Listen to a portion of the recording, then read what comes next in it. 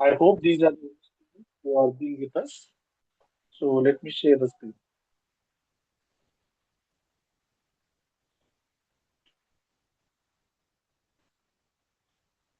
So to understand the difference between net income and net operating income is to just revise here as per the net operating income, the cost of capital it is constant, the debt is constant, but what the majorly change is equity. And how they support it, they argued that they give an example. Now, this was an example. We got three options. Suppose my weighted average cost of capital is 10. It is a fix. And cost of debt is 6%. So what I find when it is even it is 2 lakhs each case, the cost of capital it is the fix. So this is fixed. This is fixed. The value of firm is fixed. Value of debt is changed because I've taken three conditions: 3 lakhs, 4 lakhs, and 5 lakhs. So when 3 lakh is a debt, the interest on 3 lakhs at 6% it is 18,000. Interest on 4 lakh at 6% it will be 24,000. And interest on 5 lakhs at 6% it is 30,000. So these are the regular change in activities. So if I find out the value of equity in each case, 2 lakh is my EBIT, then debt is 33 lakhs. So equity for the people who are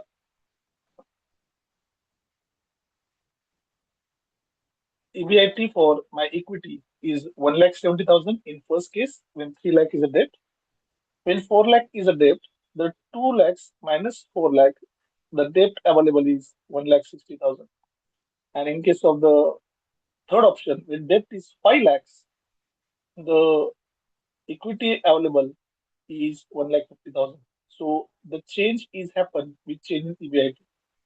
So if I find out the earning before tax, that is 2 lakh is adjusted with 18,000, my answer is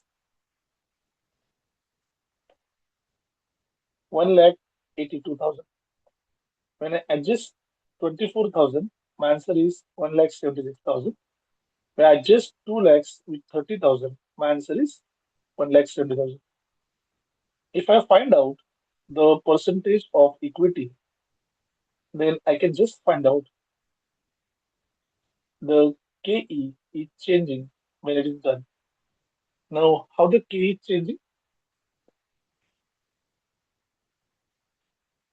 In this case, I have 1 lakh 82,000 available.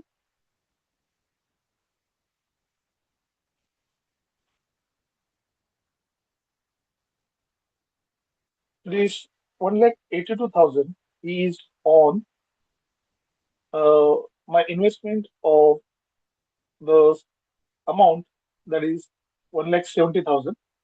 So I just divide minus 1 lakh 70,000. What I get is 12,000. So if I calculate the 12,000 on 1 lakh 70,000,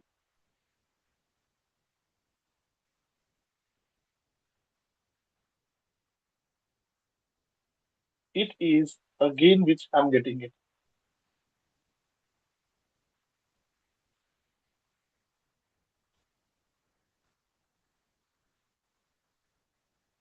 So the gain or cost of equity, it will change based on these conditions.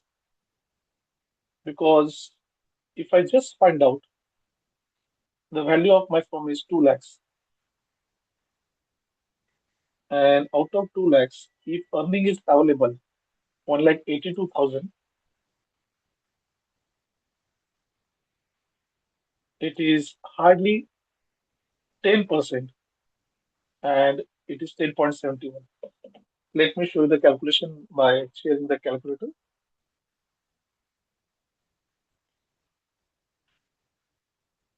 I need to reshare the screen.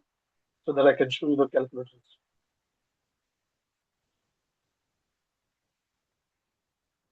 So at the end, I have 1,82,000 as my returns.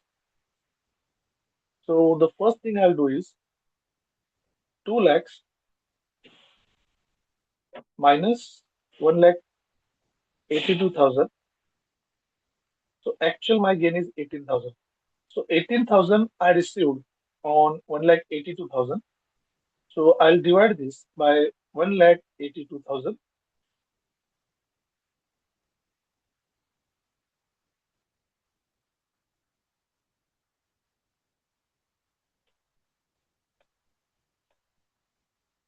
My answer is 0.10 something.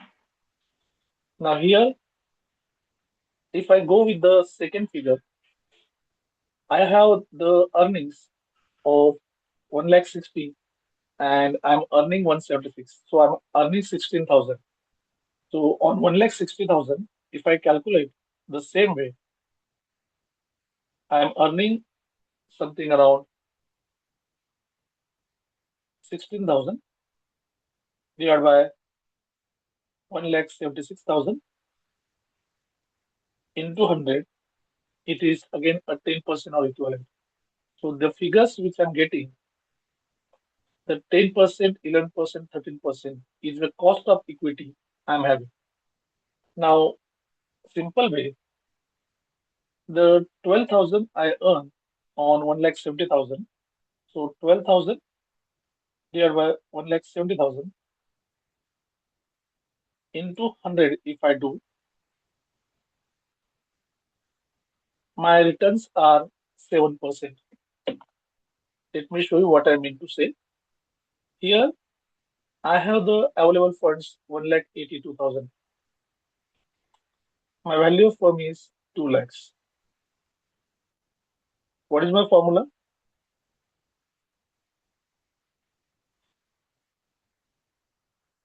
So as per this,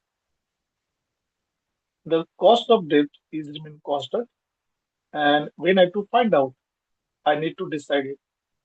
So here everything is constant, but equity cost will change. Why? Because the earning before tax is 1,82,000 and the value of equity is 1,70,000. So when I calculate the percentage in proportion, I'll find it is 10.71%. If I just do it on 1,60,000, I am earning the income of 76. So in this case, I have 16,000, which I will divide by the, sorry, I have the amount. Let me highlight in different color because it's not visible. I have the value of equity 1,60,000, whereas EBIT is 1,76,000. So what I'll do is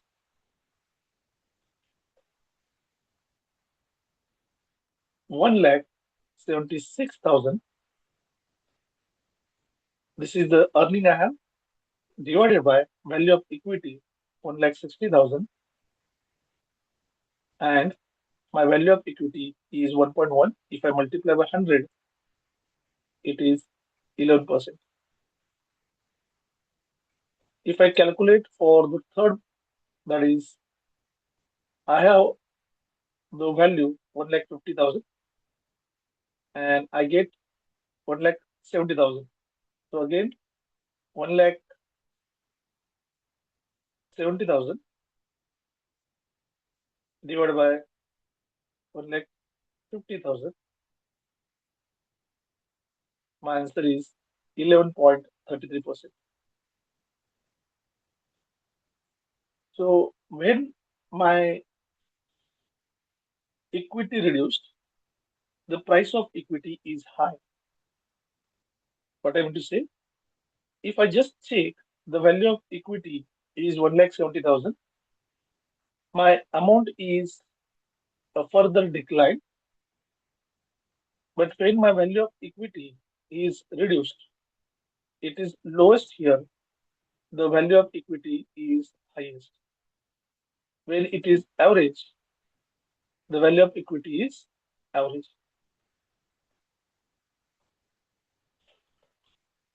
So what it indicates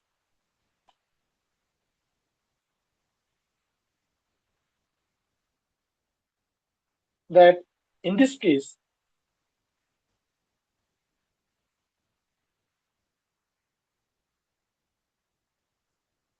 the profit or gains, they are adjusted based on the equity value. If my equity value is much more and I'm asserting the value in larger sense,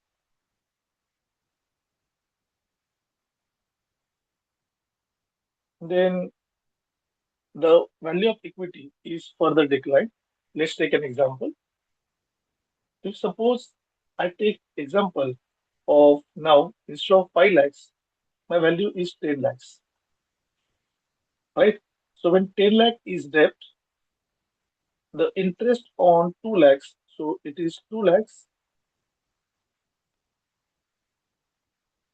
and interest on 10 lakhs at 6% will be 60,000.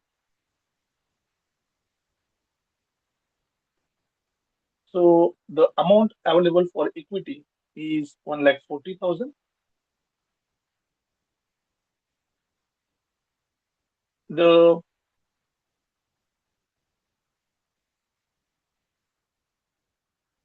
sorry, let me, I have done the wrong calculation.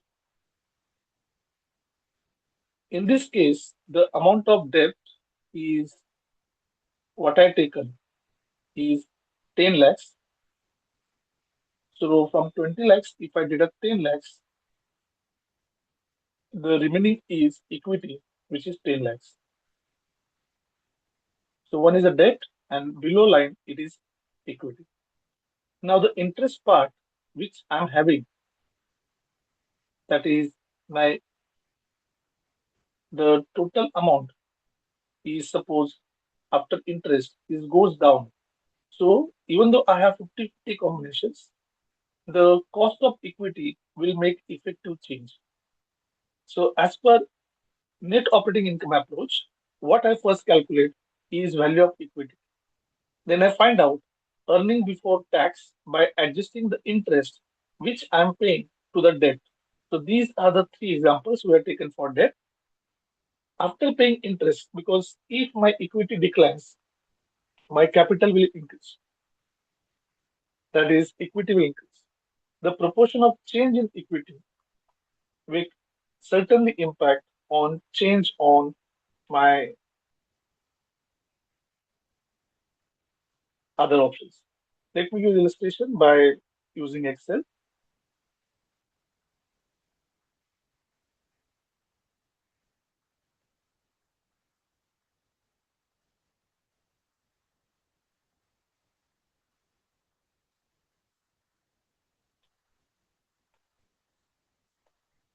So let's talk about, I'll zoom it for reading purpose.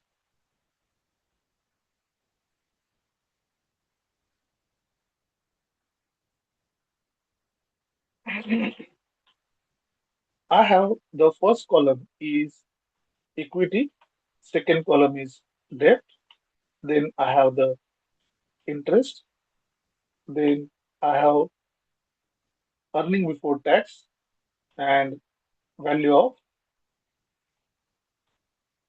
equity. So I just talk about the total value of firm is for our reference, it is 1,000. I'm not going 80. Suppose it is my 500 equity and 500 debt. The other is 1,000 itself, but I have 200 equity and now 1,000 minus 200, it will be 800 debt. We'll take other way that my equity is 800 and my debt is 200. The third case, my equity is 1,000, my debt is 0. Let's assume that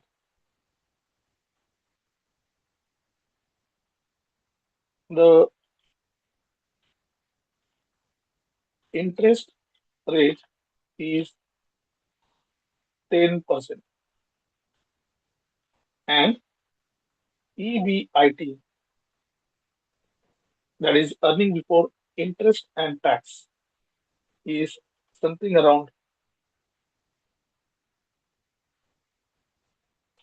5,000. Or because capital is this, let it 5,000. So in the first case, I have to find out interest on this. So 500 into point 10. So interest is 50. Here my interest is 80, and here my interest is 20, and here my interest is 0. So if I change the EBIT to 500. So now when I deduct the interest part from this EBIT, my earning before tax is, in the first case, 500 minus 50, it is 450. In second case, 500 minus 80, it is 420. In third case, 500 minus 20, it is 480. And in last case, 500 minus 0, so my answer is 500. So this way, it is my equity. Now, as we have seen in the table, I need to find out the value of equity as a balancing figure. So we already find out. Then we deducted the interest, and now we need to find out the cost of equity, and let's see how it get affected.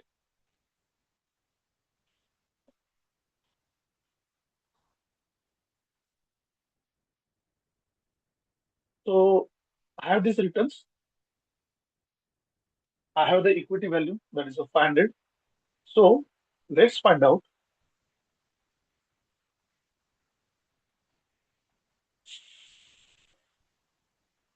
When I have to find out the equity value, I talk about the gain.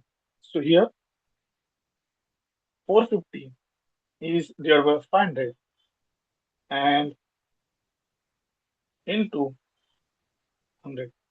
My answer of equity is 90% because it is 50-50. In the numerical which I shown, we calculated the amounts by EBT divided by value of equity. So in same way, here I have the 420 divided by 200 into 100. My answer is 210. Let me just check this. 5 450 divided by 500 into 100. It is 9. Okay, it's correct. So if I work out here, 480 divided by 800, it is giving me the amount 60. And when it is a combination, it is giving me this amount. So if I just make the graph of same,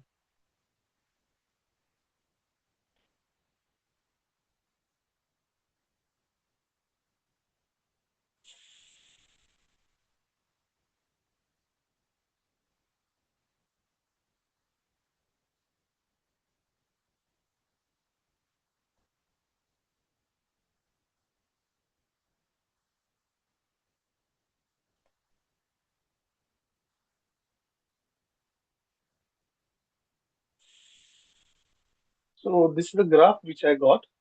So let me explain the graph.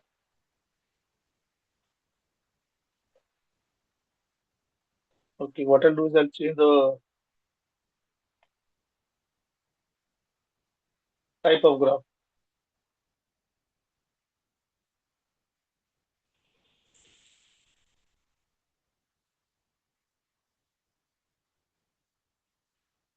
And I'll move this graph to the,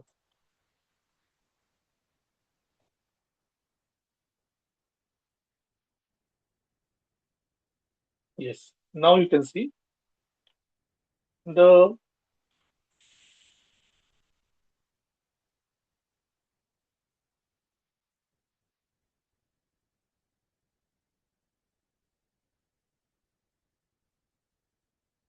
when it is equity and debt, I'll just change, yes. The first example, second example, and third example. Now, if you can just check in the first case, when equity and debt they are same, the value of firm is declined to 90. In second case, my equity is down, the value of firm it is increasing. In third case, when my equity is shooting up, the value of firm is shooting down. When I have only equity and no debt, the value of firm is again going down. So he proves that the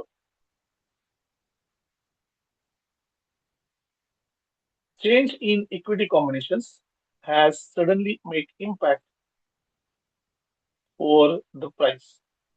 So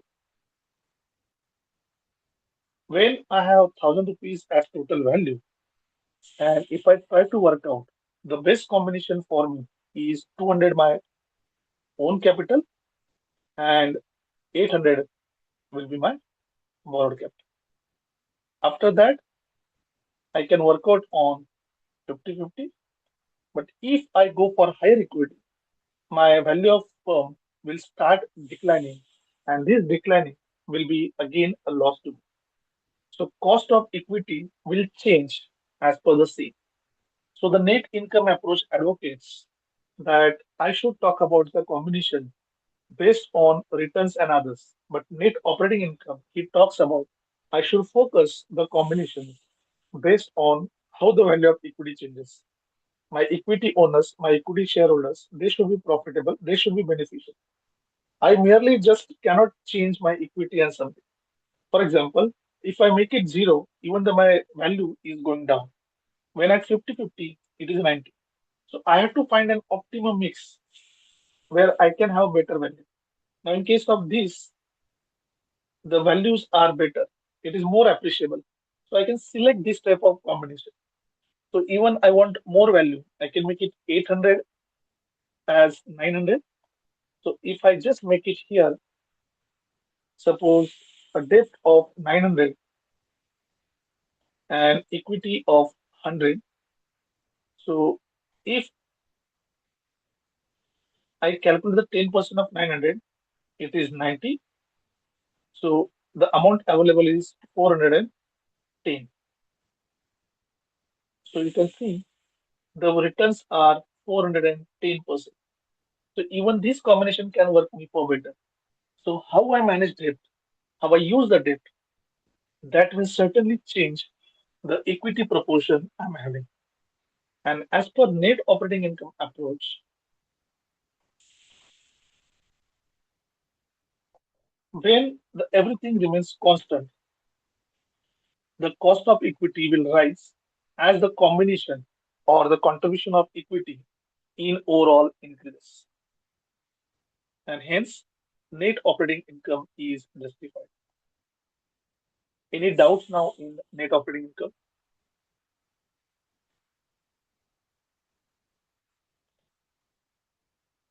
No, sir.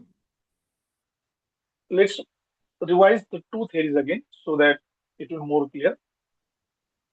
In net income approach, we have to calculate the weighted average cost of capital. And this weighted average cost of capital says the debt and equity both should be such unique combination that the value of firm should increase. In net income approach, the WACC is important, and in net operating income, the importance is given on value of equity.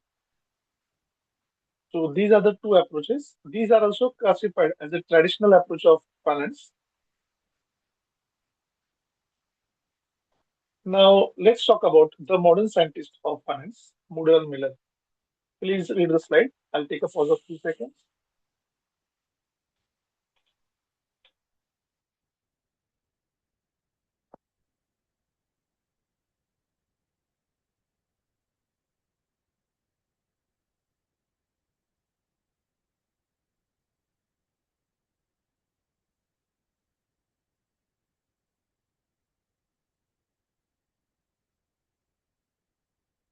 The Mudal Miller are the two great people who have contributed in finance by capital structure and dividend theories.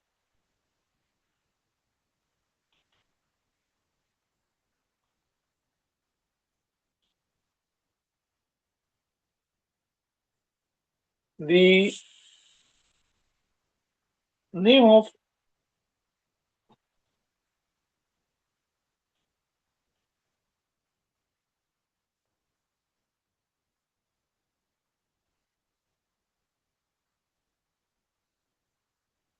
the Mudal Miller is called as they propose a theorem called as a theorem of comprehensive investors overview. This they have presented in a very long back. They have proposed this theory in 1950. The name of Miller is Merton Miller, and name of model is Franco modeling. They assume that there is a perfect market without any cost. They challenge the traditional approach of net income and net operating income. And they say the debt is not a point of view which we should consider. As per them, instead of debt, the optimal capital structure also can be managed or used. In real world, the taxes, transaction cost, they are impacting the capital structure. So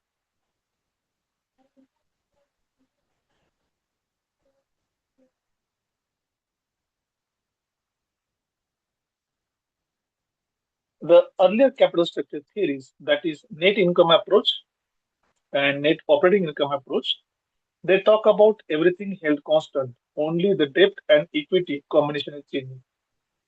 So like in microeconomics, we have law of demand. Everything is held constant. Only quantity and price of demand change. The same thing happened about net income approach and net operating income. But the model Millers, they proposed in 1950 a modern method of capital structure theories. And as per them, the taxes, transaction cost, and the legal aspects, they also create an impact over the capital structure. Their theorem was called as reverse M and M theorem. So we call as model Miller, but it was recognized in 1950 as reverse M and M theorem. The best thing is that this theorem has helped them to win the Nobel Prize in Finance. So this was their theory which they proposed to earn a Nobel Award. So we are now learning a theory which is proposed for Nobel cause or Nobel Awards.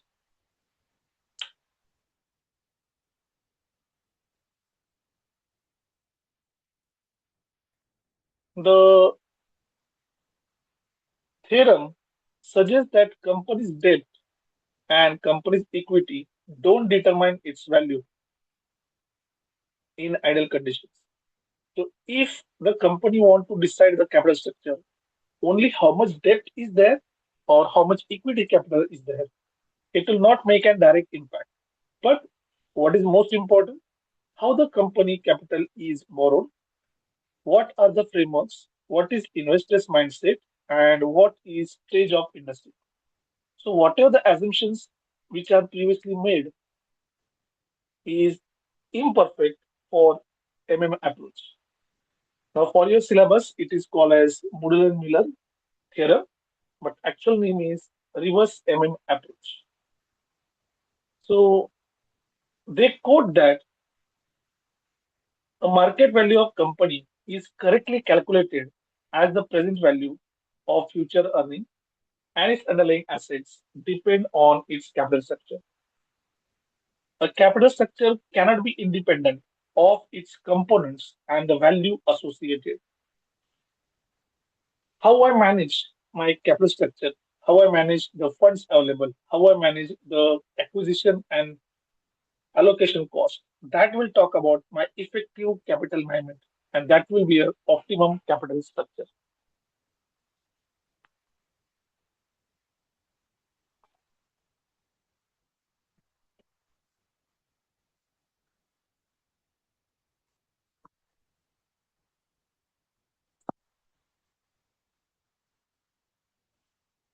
The Moodle and Miller, they were professor at Carnegie Mellon University, and they were teaching the corporate finance. They found that the theories which are published, the cost of capital was irrelevant, and they observed that they are logically only traditional, where the systems are overprotected. So they published their article in 1950 called as Cost of Capital, Corporate Finance, and Theorem of Investment, which is published in American Economic Review in 1950. This article was a burning issue where the first idea was proposed that acquisition and deliverable cost they make an great impact. So they wrote a further article in 1960 titled Corporate Tax and the Cost of Capital Correction. And this article was the foundation of their approach, what we're learning today as MM approach.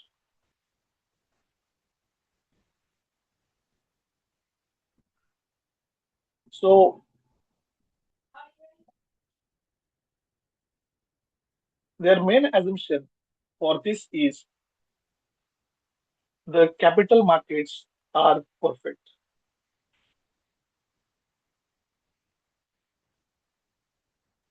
and there is no restriction of buy or sell.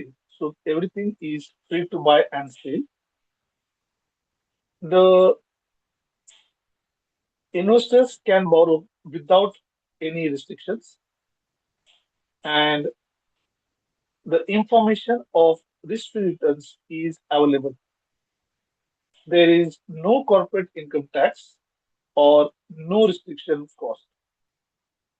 So he assumes that there is no tax of corporate income tax and no transactions.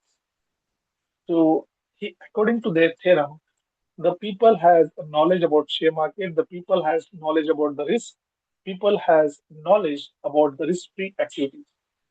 Certainly, there are wise investors who can take a call about the risk profiling and understanding the market more better.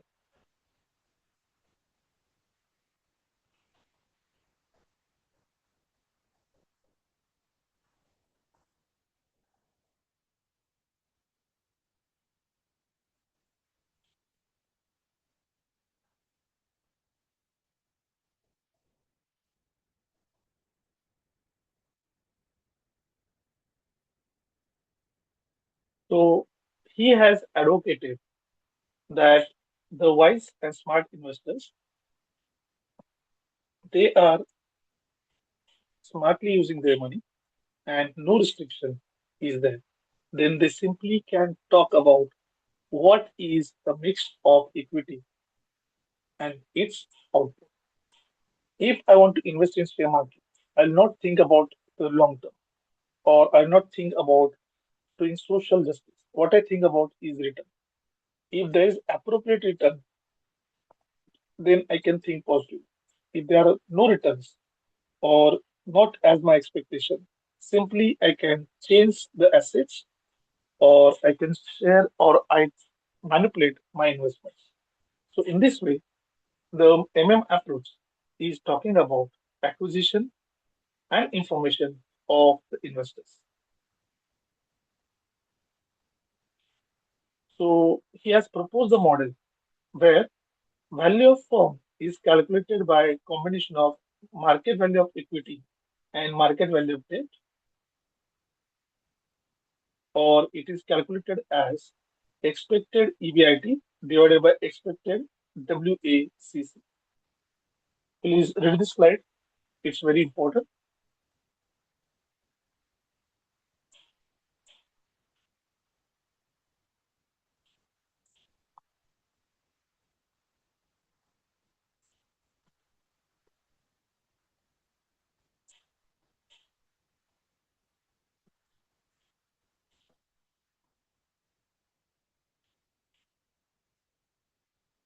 So he has given three things here. One, as per him, the value of firm is independent of capital structure. He advocates that how much equity or how much debt, what is their proportion or combination, it's not important. It's important that how much price I'm paying for the, how much value I'm charging for them. If I'm paying more for equity and less for debt, it will affect the capital structure. But the combination or percentage of equity and debt, it will not affect.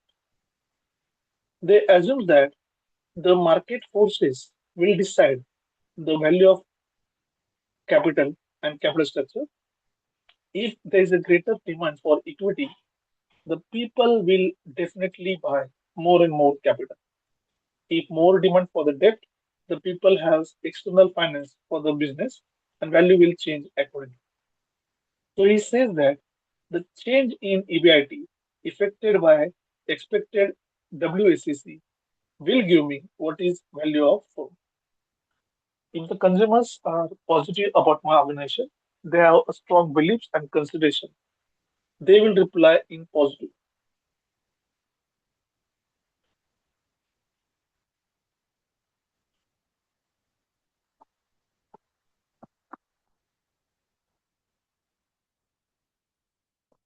They will definitely talk about more investments. For example, my company is progressive good. I'm declaring dividend. I'm protecting investors. Then demand for my shares are more. When my share demand is more, then the value of equity is high and value of debt is also high, but comparatively low.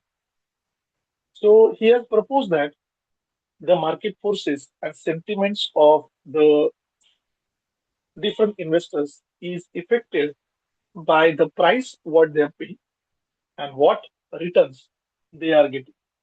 So only the combination will work, but I also need to think about how much returns I am giving. More returns you are given, more benefit is given, more demand is there, more pricing is there. And hence, based on price, the value of firm is decided.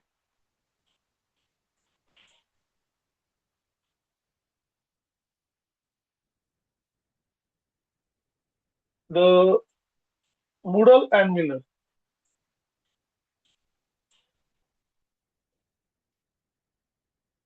they talk about that in the theorem asserted of irrelevance of company's capital structure and based on present value or future earning of underlying assets. They challenge the traditional view of cost effectiveness of debt versus equity and suggest optimal capital structure does not exist. So, as per they, there is nothing called optimal capital. It is just an market forces how you manage. The theory is a foundation of corporate finance in real world,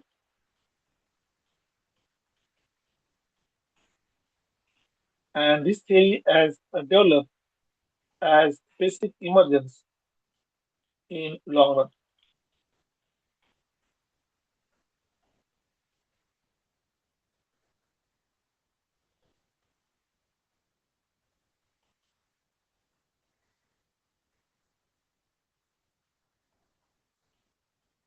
So the theory is overestimating the combination, and it talks about the market efficiency or market structure is the core reason why the capital is changing. As per this approach, the market value of identified firms are different. Arbitrage process. Arbitrage means evaluation or risk-free assessment. The process investors will switch their securities between identical firms if receive the same returns from both firms. So if I compare the firm A with firm B, now customers may switch from A to B because the open market is available. But when they will switch, when they have the higher returns. So the arbitrage process will be there and high returns are there. So we cannot take the customers as granted and they will change as the returns are available. So what is meant by levered form?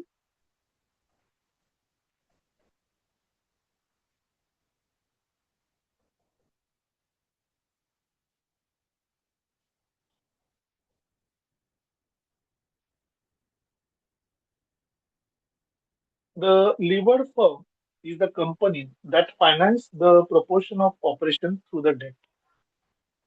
So in Moodle and Miller, he has proposed the two assumptions. One, with taxes, that is when the corporate tax is available, and second, he has provided on change.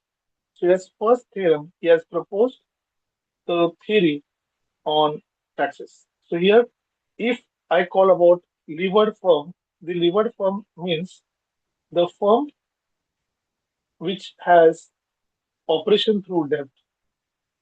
So levered is a leverage firm.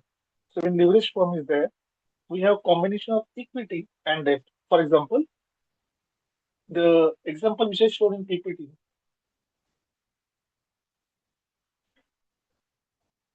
the equity is 60,000 and debt is 50,000 out of total value of 1,10,000.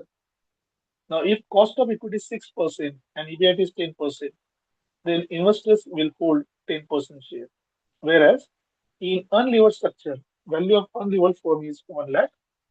If EBIT is 10,000, the investors again hold 10% share capital.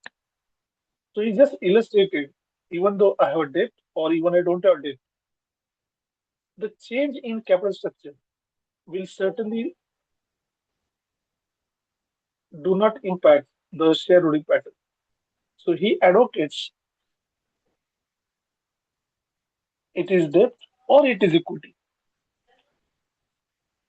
The EBIT will only affect marginally or it will be a nil effect.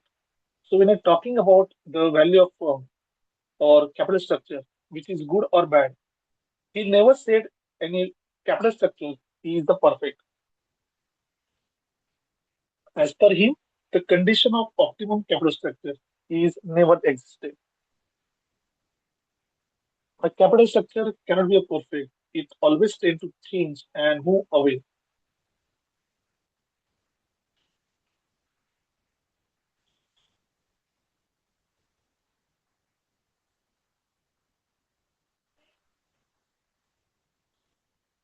In capital structure, only the leverage will decide how much profit is taken to switch. But apart from this, it will not make any change in the value of investors. Earlier, when debt was there, as I showed, it is 10%, and when debt is not there, it is 10%.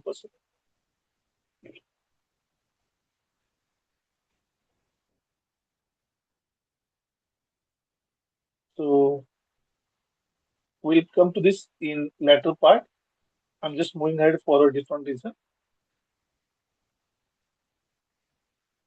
So the Moodle Miller, they are the classical economists, and they believe the capital structure is irrelevant for any valuations or considerations. If I want to deliver a good capital structure, then I should talk about the firm's value in same proportion.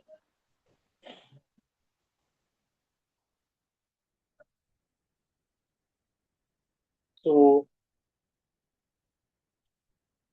let's understand now more deep the Moodle and Miller. I'm just changing one PPT. Yes, the PPT is visible to you, I guess. So let's understand Moodle Miller proposition, capital structure, and firm value in a different, deeper way.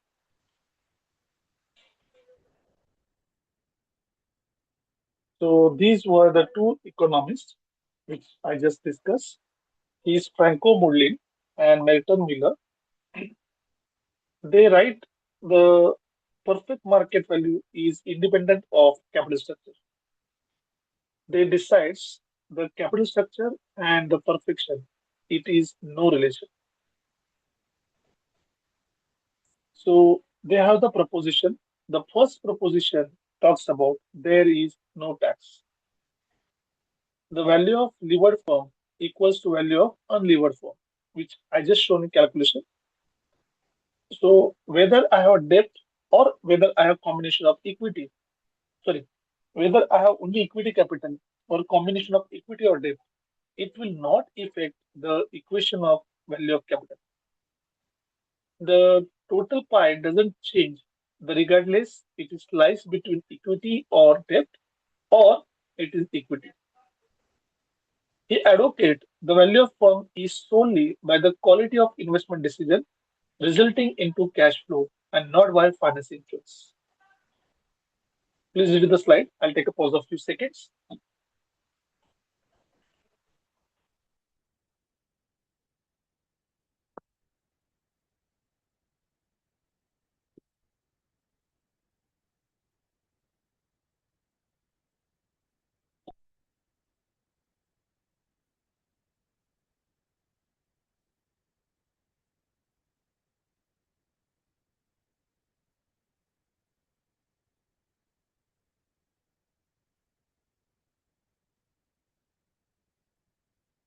So the main first proportion, what he proposed is no tax, and secondly, the value is determined by quality of investment and cash flow.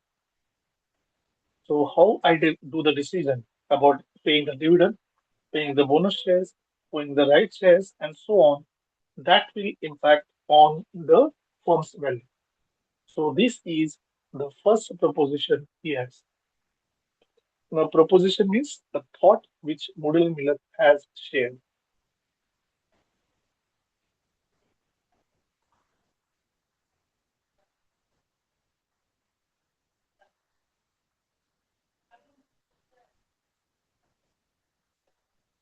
So let's understand the next proposition. So in the first proposition, he has assumption that investors are there is equal borrowing rights. Investors has perfect market information. No tax is there because this is the first proposition, and capital market is perfect. There is no insolvency, no theft, no fraud, and there is no control or intervention of government in the capital market. So everything or every function it is working smooth and no interference is interfered by all people.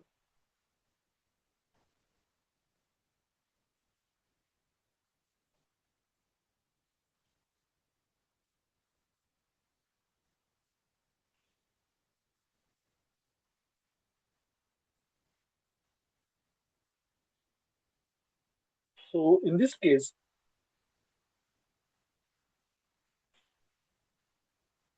the assumption is made that the market conditions are perfect. The borrowers have the legal right and authority to purchase and sell, and they have perfect information about the market.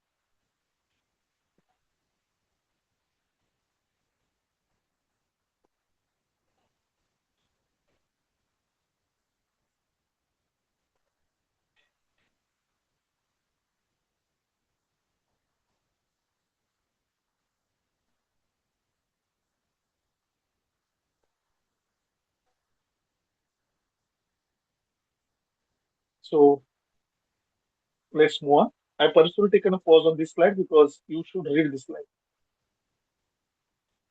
The first proposition of no tax. Now let's understand this formula more seriously because 99% you have to use this formula for your explanation. So please read the slide, then I'll explain it.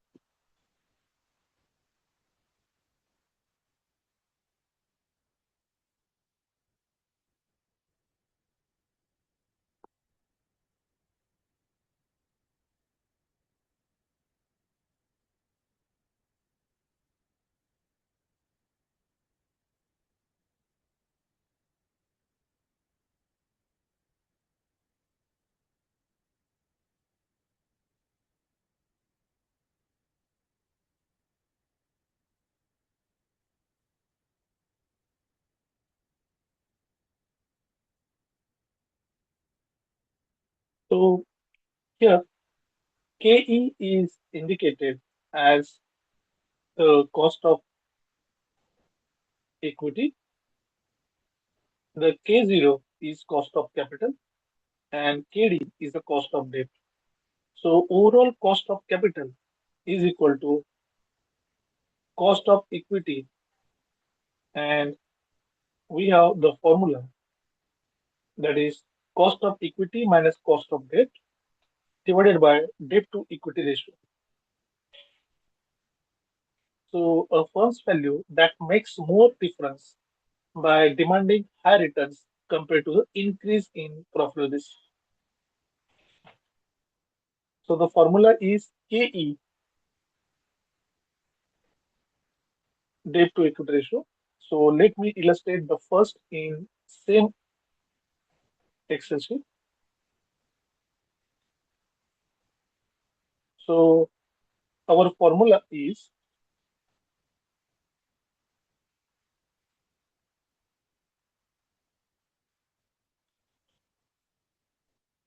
the value is equal to cost of equity plus cost of equity minus cost of debt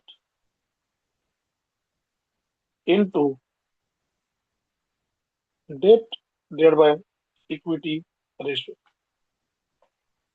So if I find this same here, I'll first find out debt to equity ratio,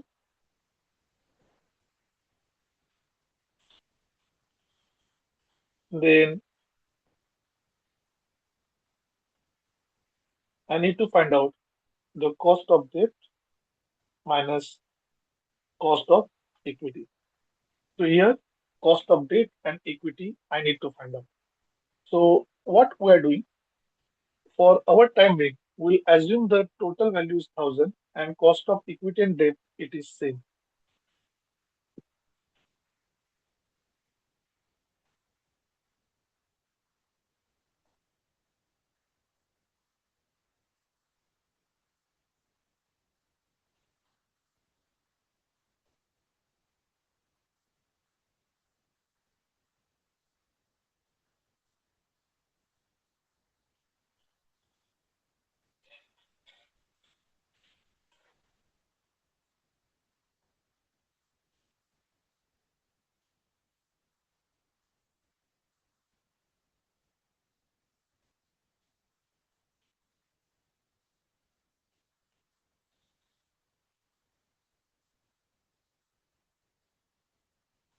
So if I assume one for ourselves, let's find out debt to equity ratio.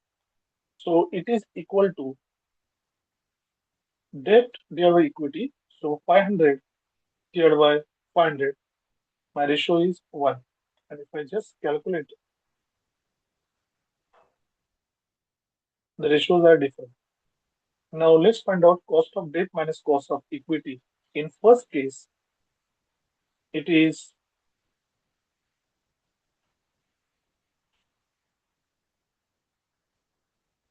sorry, my formula is wrong. It is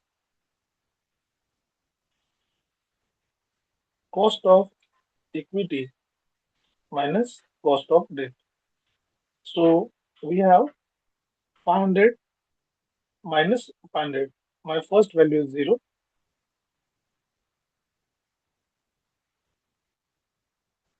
And if I want to find out the answer,